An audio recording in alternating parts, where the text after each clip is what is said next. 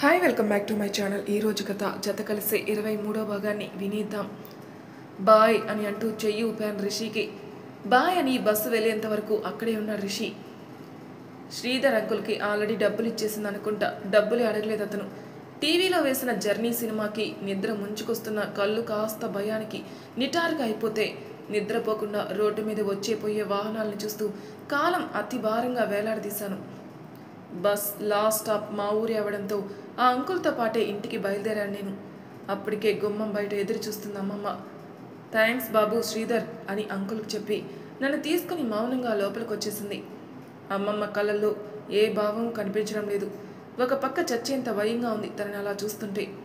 కాళ్ళు కడుక్కొనరా, భోజనం చేద్దు అంది.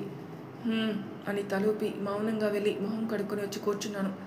భోజనం వడ్డించి పక్కన కూర్చుంది. నువ్వు తిన్నావా అమ్మా? నేను తర్వాత తింటానులే, నువ్వు తిను అని మౌనంగా ఉందంతే. అసలు మా ఇద్దరి మధ్య మౌనం నాకు చాలా కొత్తగా అనిపిస్తుంది. ఏం మాట్లాడాలో అర్థం కాకపోతుంటే ఇక ఏదైతే అదైందని నా వల్ల ఏమైనా తప్పు జరిగిందా అమ్మా అని చిన్నగా అడిగాను. నీ వల్ల ఏ తప్పు జరగలేదు, నా వల్లే జరిగింది. నువ్వు అత్త వాళ్ళ ఇంటికి నేను వెళ్ళను మొర్రో అని మొత్తుకుంటున్నా నిన్ను పంపించి నేనే తప్పు చేశాను అంది బలవంతంగా కళ్ళలో నీళ్లు దాచుకుంటూ. ఏమైంది అన్నాను.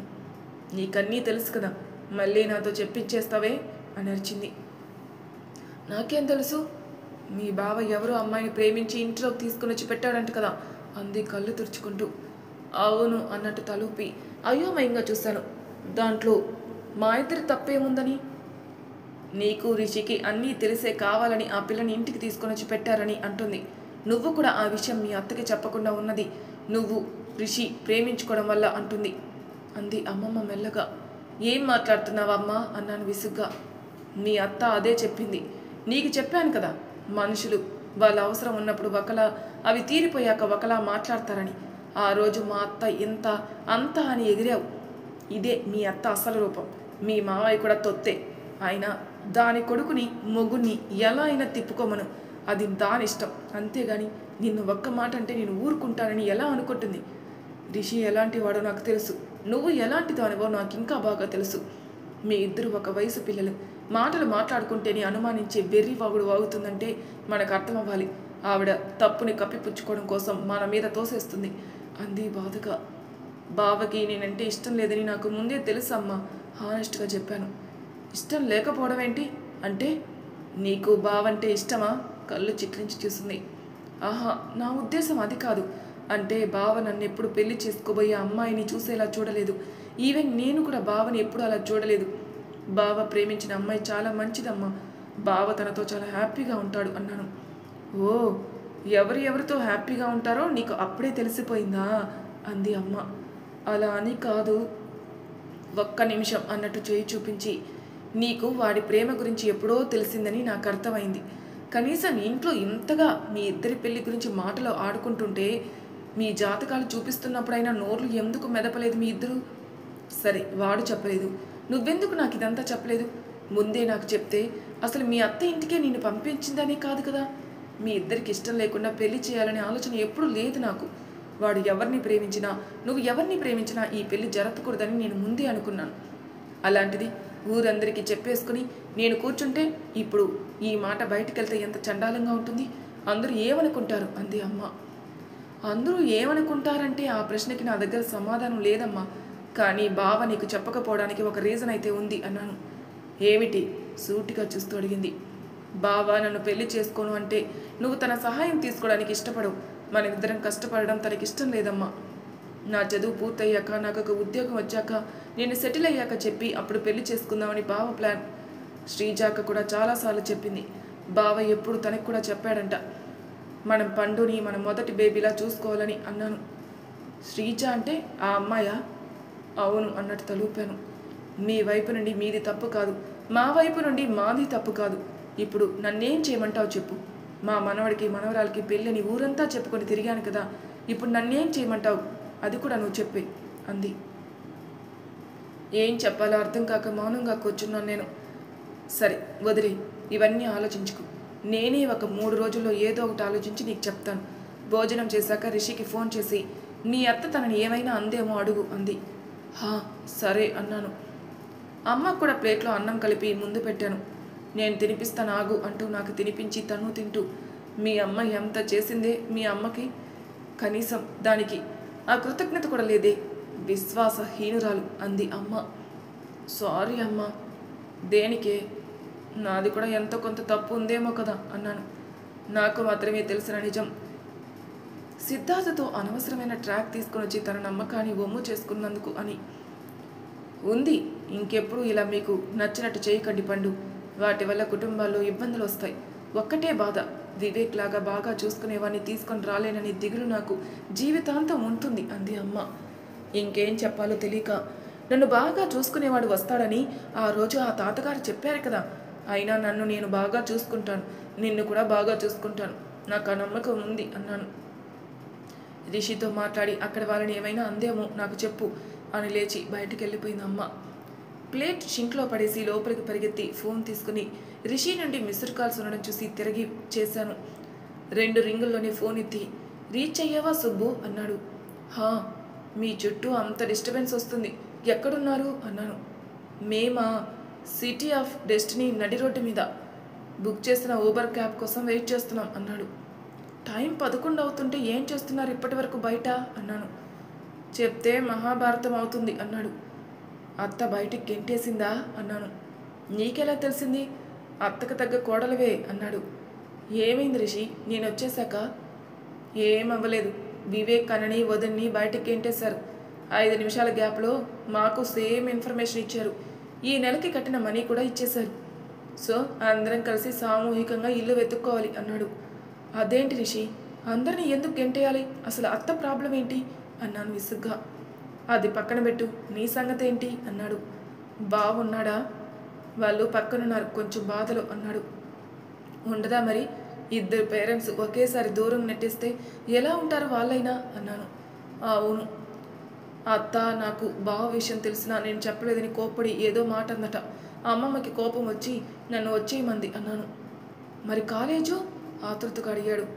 తెలియదు, ఇంకా అడగలేదు. 3 రోజుల్లో ఏదో ఒకటి చెప్తాను అంది అన్నాను. ఏదో ఒకటి అంటే? చెప్పానుగా రిషి, నేనేం అడగలేదు. అమ్మమ్మ ఇప్పటికే చాలా అప్సెట్లో ఉంది. హాస్టల్లో నన్ను ఉంచాలంటే చాలా భయం ఆవిడికి. ఇంకా అమ్మ ఏమంటే అదే నేను కూడా అన్నాను. ఓకే అన్నాడు రిషి. బావకు ఒకసారి ఫోన్ ఇస్తావా అన్నాను. హా ఇస్తాను అని. వివేక్ అన్న సుబ్బు ఫోన్ అన్నాడు. చెప్పు పండు, ఏమైంది? అంతా ఓకేనా అన్నాడు బావ. అమ్మమ్మ మన మీద కోపంగా ఉంది బావా. నా మీద ఓకే, నువ్వేం చేసావు మధ్యలో అన్నాడు బావ.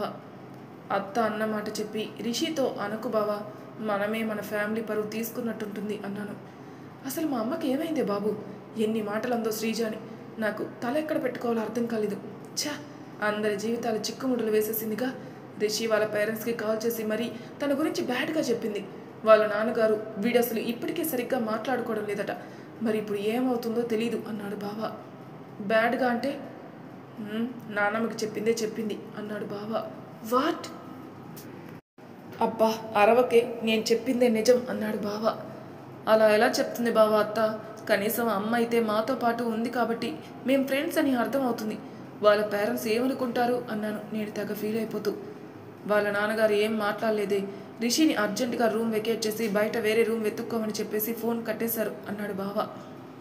అన్నాను. పండు, క్యాబ్ వచ్చింది, నేను మళ్ళీ కాల్ చేస్తాను నీకు అని ఫోన్ పెట్టేశాడు. అయినా ఎందుకని మాకే ఇలా జరగాలి? మేబీ నేను చెడ్డదాన్ని అవ్వచ్చు, కానీ బావ, అక్క, రిషి వీళ్ళు ముగ్గురు చాలా మంచి వాళ్ళు కదా. పాపం రిషి వాళ్ళ పేరెంట్స్ ఏమనుకుంటున్నారు? ఆ రోజు వాళ్ళ మమ్మీ నాతో ఎంత బాగా మాట్లాడారు, ఇక మీదట మాట్లాడతారా అనుకున్నాను. ఇంటి డోర్లు అన్నిటినీ వేసి లోపలికి వస్తూ, చేసావా రిషికి అంది. హా అమ్మా అన్నాను. ఏమైంది? వాళ్ళని బయటకు గెంటేశారంట అమ్మా, బావ, అక్కని కూడా. వాళ్ళందరూ క్యాబ్ బుక్ చేసుకుని ఈ రోజుకి ఏదో గెస్ట్ హౌస్ రెంట్కి తీసుకున్నారట. రేపటి నుండి ఇల్లు వెతుక్కోవాలంట అన్నాను. వాళ్ళని ఎందుకు గెంటేయడం? అయినా వాళ్ళు ఏమైనా 15 ఏళ్ళ పిల్లలా? వీళ్ళు బయటికి గెంటేస్తే బతకలేరా? పెళ్లి చేయడం ఇష్టం లేకపోతే ఇంకోటో చెయ్యాలి, కానీ ఇలా రాత్రిపూట బయటికి గెంటేస్తుందా? ఛీ అంది విసుగ్గా. నీతో అన్నమాటే రిషి వాళ్ళ నాన్నగారితో కూడా అందంటమ్మా అన్నాను. అదేంటే, వాళ్ళ నాన్నతో మీ అత్త ఎందుకు మాట్లాడింది అంది అమ్మ సీరియస్గా. అదే తెలియడం లేదమ్మా అన్నాను తల కొట్టుకుంటూ. ఆగు, వాళ్ళ అమ్మతో నేను రేపొద్దున మాట్లాడతాను, ఏం కాదు అంది. హా సరే అన్నాను. ఇక పద పడుకో, బాగా లేట్ అయింది, రేపు మార్నింగ్ నాకు పొలానికి వెళ్ళే పని ఉంది అని లైట్ ఆపేసింది. రూమ్లోకి వెళ్ళి పడుకున్నానే కానీ ఆలోచనలన్నీ కాలేజీ చుట్టే. అమ్మ వద్దు అంటే వెళ్ళాను కానీ ఇంజనీర్ అవ్వాలని చిన్నప్పటి నుండి ఉన్న కళ నాకు. ఇప్పుడంటే ఇంజనీర్ అనేది చాలా నార్మల్ విషయం అయిపోయింది, కానీ నా చిన్నప్పటి నుండి ఇంజనీరింగ్ మీద నేను పెట్టుకున్న ఆశలన్నీ ఆల్మోస్ట్ బూడిద అయిపోయినట్టే అనిపిస్తుంటే అమ్మ నాన్నలకి బలంగా ఒక్కటే కోరుకున్నాను, ఇంకొక్క ఛాన్స్ లైఫ్లో నేను అనుకున్న పొజిషన్కి వెళ్ళడానికి. ఈసారి ఎటువంటి డిస్ట్రాక్షన్ లేకుండా మంచిగా సెటిల్ అవుతాను. నాకు మీ యూనివర్సిటీ నచ్చింది, అక్కడే ఉండి చదువుకోవాలనిపిస్తుంది. ప్లీజ్ నా కోసం ఒక్కసారి ఛాన్స్ ఇవ్వండి అని మనసులో కోరుకొని మౌనంగా కళ్ళు మూసుకొని పడుకోవడానికి ప్రయత్నించాను. నిద్ర రాలేదు కానీ సూర్యోదయం అయింది. పెరట్లో ఉన్న మా కోళ్ళు గోల మొదలు పెట్టేశాయి. లేవండ్రా బాబు అని. మౌనంగా లేచి మొహం కడుక్కొని బయటకు వచ్చేసరికి వాకిట్లో కల్లాపు జల్లి ముగ్గు పెడుతుంది అమ్మమ్మ. కింద నేను న్యూస్ పేపర్ తీసుకుని కూర్చున్నాను వరండా అరుగు మీద. ఓయ్ పండు, ఎప్పుడొచ్చావు అన్నాడు బాలు. నిన్న రాత్రి అన్నాను చిన్నగా నవ్వి. కాలేజీకి సెలవులా అన్నాడు ఆ మాట దాటివేస్తూ. మీ అన్నయ్య బంటు ఎక్కడా అన్నాను. నీకు తెలీదా, వాడితో మా ఇంట్లో ఎవరూ మాట్లాడలేదని అన్నాడు. తెలీదు అన్నట్టు తలూపి. ఏమి అన్నాను. అమ్మమ్మ చెప్పింది మొత్తం చెప్పి వాడు ఫోన్ ఏమైనా అడిగితే ఇవ్వకు అన్నాడు. హా సరే అని తలూపి. కాలేజీ ఎంతకి మీకు అన్నాను. 9కి, కానీ మన ఊరికి దూరం కదా, నేను 7:30కే స్టార్ట్ అవ్వాలి, వెళ్ళొస్తాను అని వెళ్ళిపోయాడు బాలు. టీ గ్లాస్ తీసుకొచ్చి చేతికి అందించి పక్కన కూర్చొని పేపర్ తీసుకుంది అమ్మమ్మ. టీ బాగుంది. చాలా రోజుల తర్వాత అమ్మమ్మ టీ తాగిన సంతృప్తికి కళ్ళు మూసుకొని చెప్పాను. చాలే, టీ బాగుండడం ఏంటే నీ మొహం అని. ఏం చేయమంటావు టిఫిన్లోకి అంది అమ్మమ్మ. పెద్ద గోధుమ రవ్వతో ఉప్మా చేస్తావా అన్నాను. హా సరే, స్నానం చేసిరా, ఈరోజు నాతో నువ్వు బయటికి రావాలి, నాకు పనులున్నాయి అని టీ గ్లాసులు పట్టుకుని వెళ్ళిపోయింది లోపలికి. స్నానం చేసి జడ వేసుకొని కిందకు వచ్చేసరికి దేవుడి గది నుండి విష్ణు సహస్రనామం వినిపిస్తుంది. బుద్ధిగా వెళ్ళి అమ్మమ్మ పక్కన కూర్చున్నాను. పూజ పూర్తి చేసి దేవుడి దగ్గర నుండి పువ్వు తీసి చేతికిచ్చి కుంకుమ పెట్టుకో అని విభూది పెట్టుకుంటూ లేచి వంటగదిలోకి వెళ్ళిపోయింది. అసలు మా ఇల్లంతా ఒక 2 సార్లు తిరిగితే చాలు, ఖచ్చితంగా వారానికి 2 కేజీలు తగ్గిపోతారు, అంత పెద్ద ఇల్లు. ఇదే మా హెడ్ మాస్టర్ గారి ఫిట్నెస్ సీక్రెట్. ప్లేట్లో ఉప్మా వేసి ఆగు నెయ్యి తీసుకొస్తాను అని కిచెన్లోకి వెళ్ళి నెయ్యి పొడి తీసుకుని వచ్చి వేసింది. అసలు మా అమ్మమ్మ చేతి వంట తింటే మాస్టర్ చెఫ్ వంటలు కూడా నచ్చవు, అంత బాగా చేస్తుంది.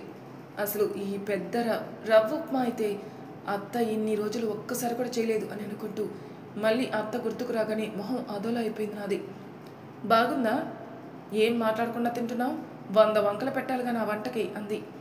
చాలా బాగుంది అన్నాను. టీ తాగుతావా, బ్యాంకుకి స్టార్ట్ అవుదామా అంది అమ్మమ్మ.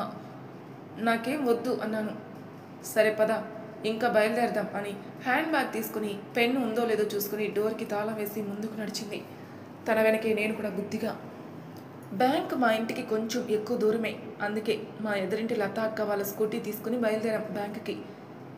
నీకు ఒక స్కూటీ కొని పెట్టేస్తే సరే, ప్రతిసారి ఏం అడుగుతామాలని వీళ్ళని అంది. నాకెందుకమ్మా అన్నాను. ఒక పని చెయ్యి, ఈరోజు సాయంత్రం కార్ తీసి డ్రైవింగ్ మళ్ళీ ప్రాక్టీస్ చేయి, అవసరం వచ్చినప్పుడు తీద్దు అంది. సరే అని తలుపి బ్యాంక్ దగ్గర బండి పార్క్ చేసి లోపలికి వెళ్ళాం. లాకర్ కీస్ తీసుకుని లోపలికి వెళ్ళి డాక్యుమెంట్స్ తీసుకుని బయటకు వచ్చింది. వెళ్దామా అన్నాను. హా అని లేచాను. కోర్టు వైపు పద అంది. కోర్టా?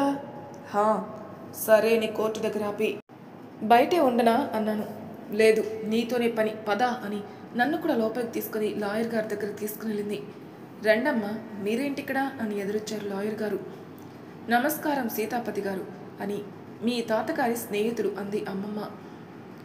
నమస్కారం పెట్టి చిన్నగా నవ్వాను. మన లక్ష్మీ కూతురు కదూ, ఎంత పెద్దదైపోయిందో అని తల నిమిరి ఏంటమ్మా ఇటొచ్చారు అన్నారు అతను. వీరనామా తయారు చేయాలి సీతాపతి గారు అంది. అప్పుడు లక్ష్మి ఉన్నప్పుడే ఆయన చేశారు కదమ్మా. అది వద్దండి, అది తీసేసి కొత్తది రాద్దామని. ఏమ్మా, ఏమైనా ఇబ్బందా?